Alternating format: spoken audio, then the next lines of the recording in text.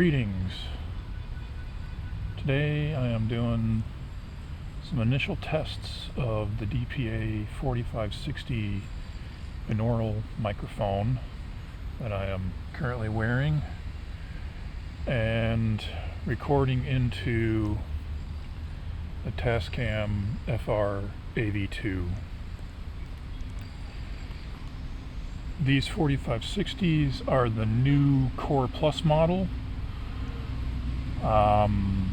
However, I should note that I am using Shure RPM 400 Limos to convert into XLR for the FR-AV2. When I purchased the 4560, I had Gotham re-terminate them from the micro lock into Limo 3, as pretty much everything I own is using Limo 3 these days, and that's more convenient, and the price to have them re-terminated was cheaper than buying a pair of the new DPA 9001, I think is the model number, for converting to XLR from micro lock. In terms of why I'm using the FR-AV2 and not the Scorpio, well, there's a pretty obvious difference. This is pretty portable, something you can actually walk around with and be fairly discreet. After I shoot this part, I'm going to be putting it on my belt. I'm using a belt clip from Here Technologies that screws into the 1/4 inch on the back. And then I can use my phone to remotely start and stop the TASCAM, because I also put the Bluetooth module in it. I went with the FR-AV2 for a couple of reasons. One, most of the reviews that I've seen have all mentioned that the preamps are pretty good in it. I have it set to record at 192 kilohertz, of which they say actually the maximum frequency response is about 60 kilohertz. The other reason why I went with the FR-AV2 as opposed to some of the other devices in this form factor price bracket is because it's the only one, at least that I'm aware of, that has inbuilt time code without having to use like Bluetooth to an ultrasync Blue. And so that makes it easy to do things like, obviously when you're doing sound capture for field recording for sound design, you're probably not filming it all the time. But for this video, I am going to be filming. I'm using an Osmo Pocket 3. That's what you're seeing me on right now. And I was able to jam the Osmo Pocket 3's time code to the time code out from the FR-AV2 using a Deity C21 cable, which is, these are cheap. I think they're like $30, $25, something like that. And then also, if I need to, I can also jam into this from my other time code gear if I'm doing something on a bigger project. The other thing I guess I should say is the obvious of binaural headphones or binaural recordings are meant to be listened to via headphones in order to get the full experience of positional, sound coming from over here versus over here, right? So if I snap my fingers on the right side or I snap my fingers on the left side, you should be able to tell where that's coming from. And for that to work, you really need to be wearing headphones. And so what I'm going to do is I'm going to spend some time walking around. It's a nice day. It's sunny out, but it's also fairly cool. Don't know if you can hear that plane going overhead. It's low 70s Fahrenheit, something like that, maybe 75 at the most. So quite a pleasant day to be out and walking about and go and try to find some different things to record with binaural microphones. So here we go. So here I am, maybe about 10 feet back from the street. Camera is facing where I am facing. and this is a relatively busy street, so got cars coming left and right, and we will see how that sounds in binaural.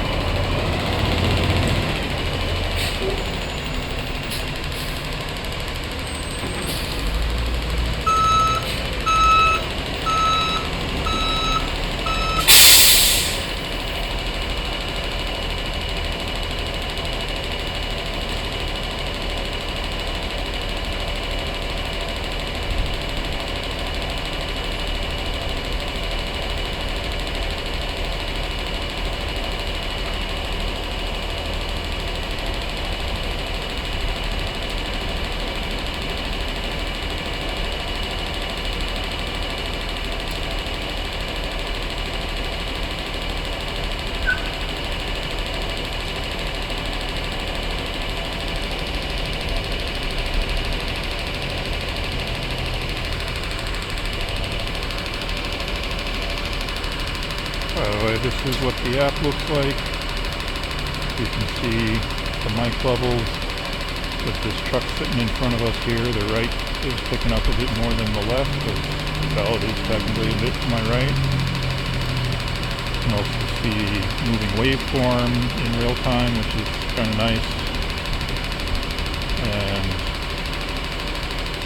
I've got it set, as I said before, 192 kilohertz with 32-bit float recording, and plenty of headroom for the default gain, but we will see what it's like when we get it into post.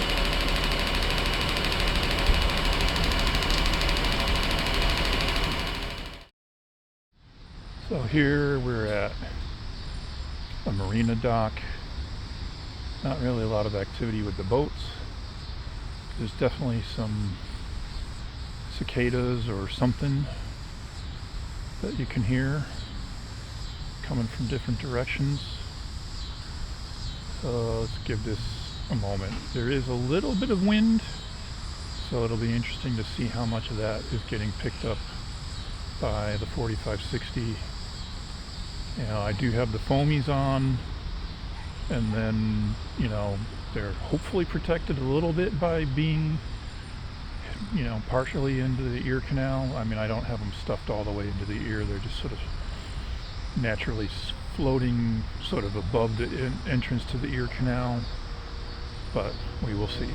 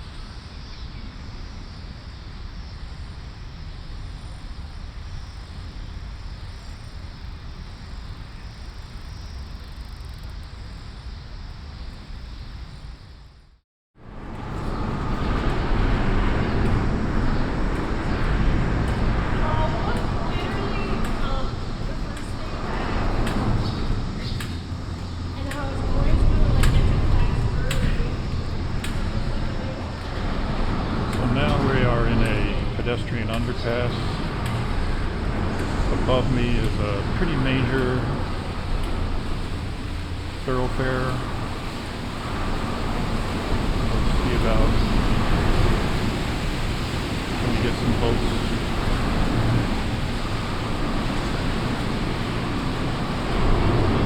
Or maybe just jet skis.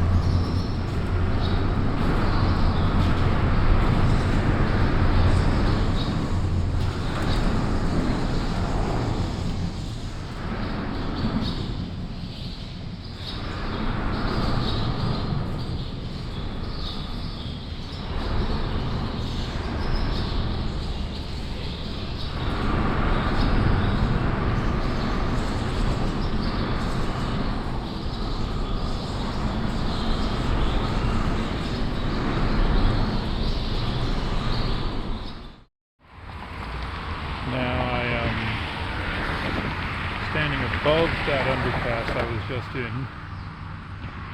where you can see, or at least should be able to hear, how busy this, not quite a full expressway, but I guess it is 4 lanes in each direction, or call it what you want. Theoretically, speed limit is 40, but people tend to do a lot faster than that.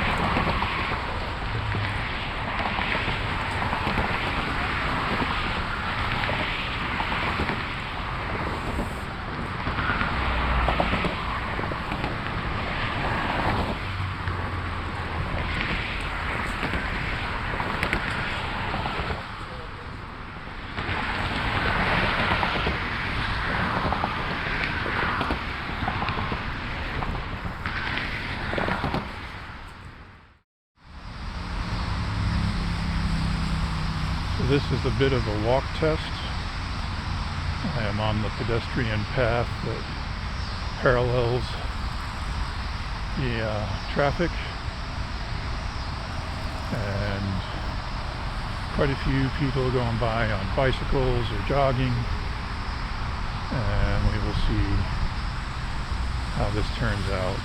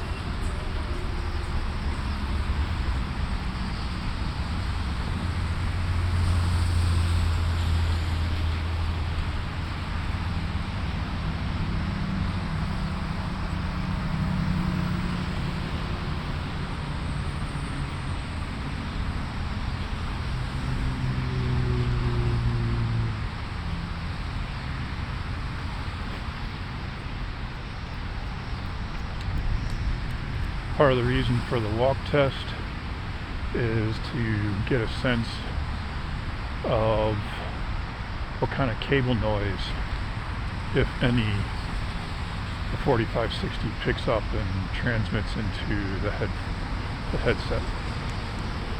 I do have the little clip that is supporting the cable attached to the cuff of my shirt, so hopefully most of the vibrations in the cable are getting absorbed at that point, but let me know what you think.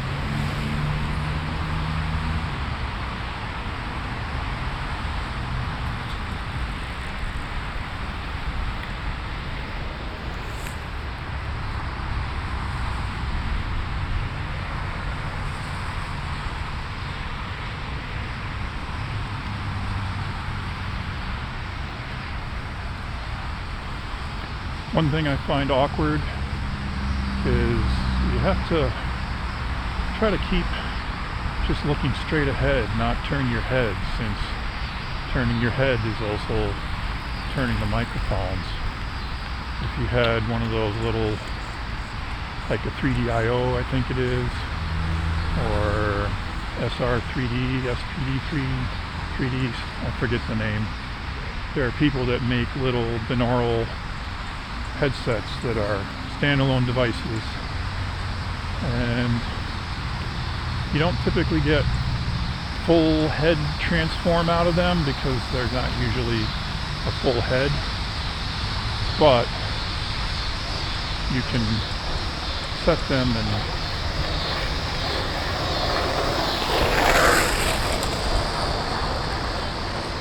wanted to let the guy go on the skateboard go by, see what that sounds like. But anyway, you can set them basically be on a mount with that so that it's always facing forward, because your instinct is to turn and look to the sides, and it's actually been kind of difficult to try to force myself not to do that.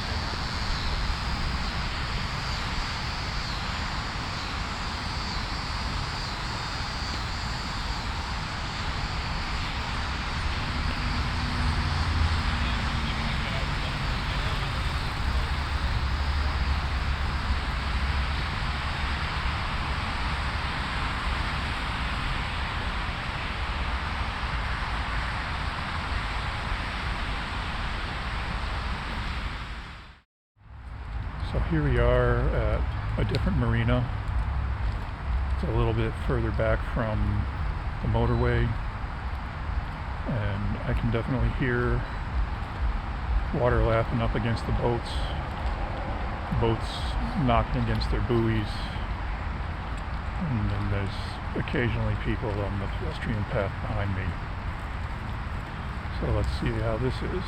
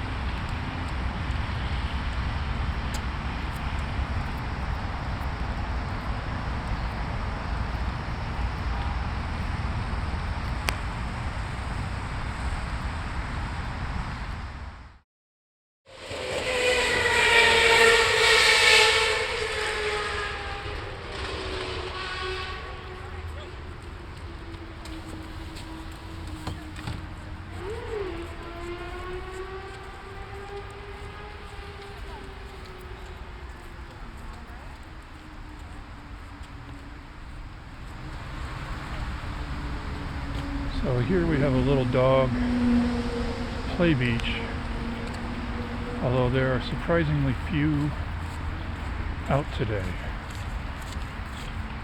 But can you hear them when they go fetch into the water and bring things back, like the one over here on the left?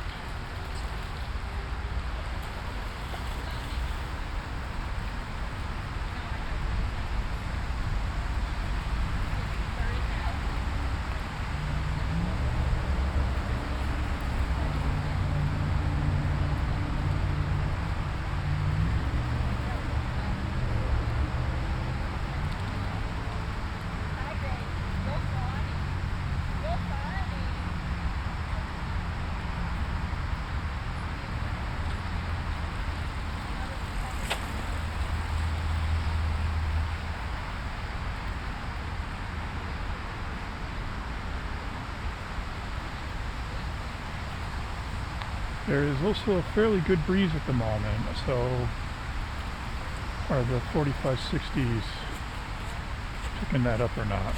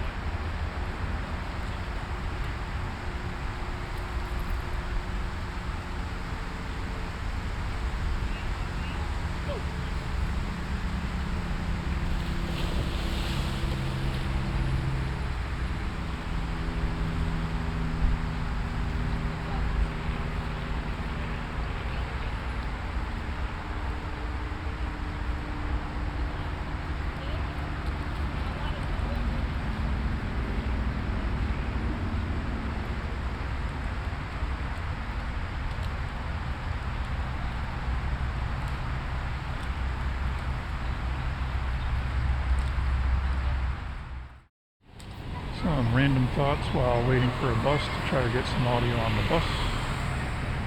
I've been wearing these 4560s for a couple hours now, straight, and they're still quite comfortable, so that's a good thing. The other thing is they're fairly stealthy. If anything, people think that you have headset on, listening to music or something rather than recording, or at most, you know, you're talking on a cell phone or something. Downside is you cannot really monitor what you're recording when you're wearing these, because the headphones would obviously be blasting straight into the microphones and cause a lot of feedback.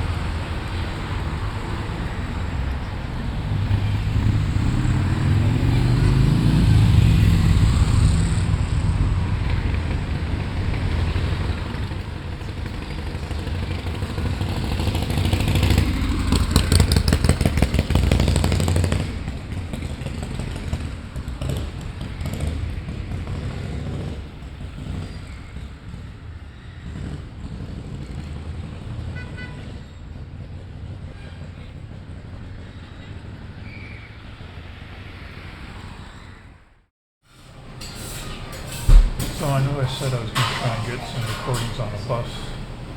That didn't work out too well. The bus was just way too crowded, standing room only. There was a kid screaming as well in the back. So, pass on that. And it's interesting, I turned my head a little bit and heard my neck crack, and I see a spike on the waveform for the FR-AV2 app.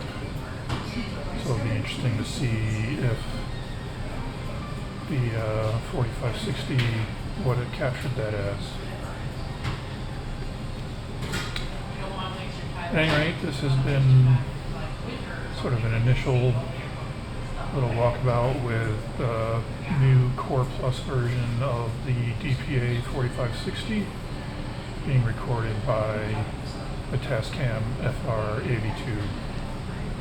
Let me know what you think down in the comments. Thanks. Cheers.